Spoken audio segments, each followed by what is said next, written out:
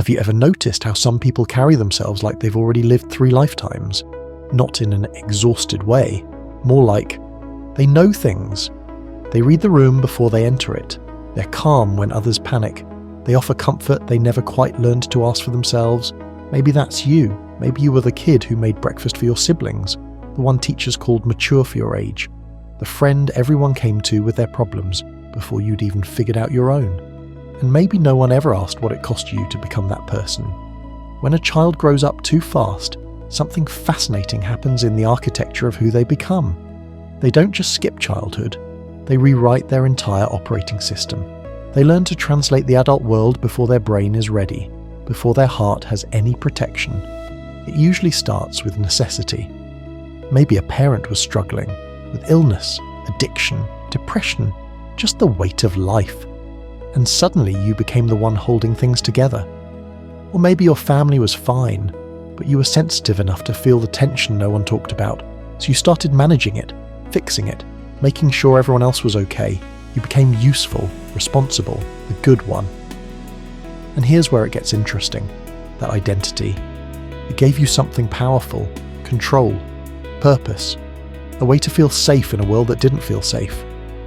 When you're taking care of others, you're not the vulnerable one anymore. You're the solution. You become the one people lean on. And there's a strange comfort in that, isn't there? Because if everyone needs you, then you matter.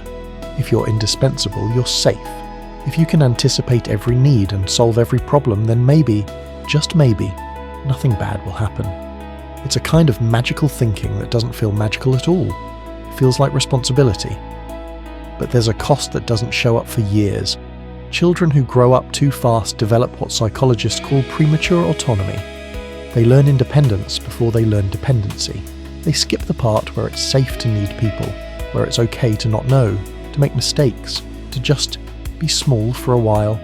Instead, they become hyper-competent, hyper-aware.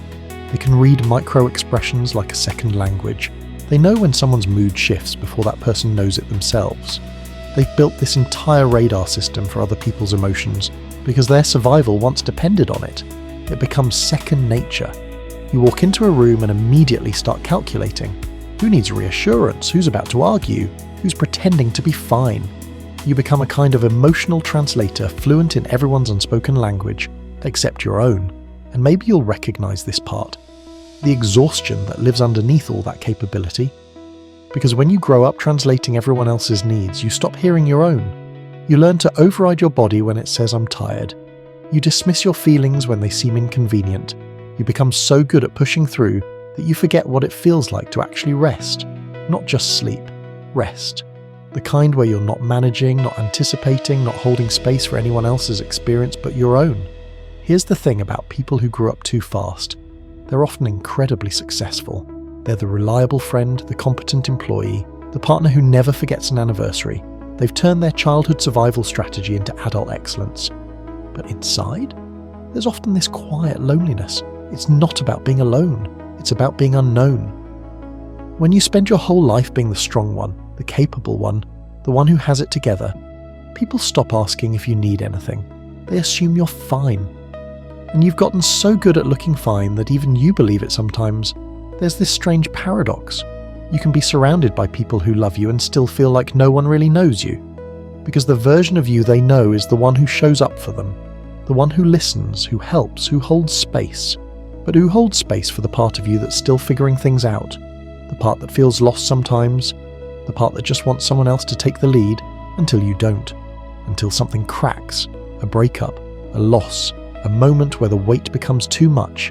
And suddenly you're face to face with all the feelings you never had time for, all the grief you postponed, all the childhood softness you had to armour over just to make it through. See, for some people, growing up means gradually learning to take care of yourself. But when you grew up too fast, it means something different. It means learning, often, much later, how to let yourself be taken care of, and that's terrifying. Because vulnerability feels like weakness when you built your entire identity on being strong. Asking for help feels like failure when you've been the helper since you were 8 years old. Saying, I don't know, feels like losing control when control is what kept you safe. So instead, you stay in the pattern. You keep giving. You keep managing. You keep being the one everyone can count on. And somewhere deep down, a part of you wonders, if I stop being useful, will anyone stay? But here's what's fascinating about the psychology underneath all this. That child who had to grow up too fast, they're still in there, not as a wound that needs fixing, more like a part of you that never got to just play, to be silly, to not know what comes next and be okay with that. Sometimes healing isn't about becoming someone new. It's about giving yourself permission to be a little less competent, a little less controlled, to admit when you don't have the answer, to let someone else make the plan for once, to say I'm not okay without immediately following it with, but I'll handle it. It doesn't erase who you've become. All that wisdom you earned, that strength you built, that ability to hold complexity, that's real. That's yours. But maybe there's room now for something else too. Maybe growing up too fast wasn't something that happened to you.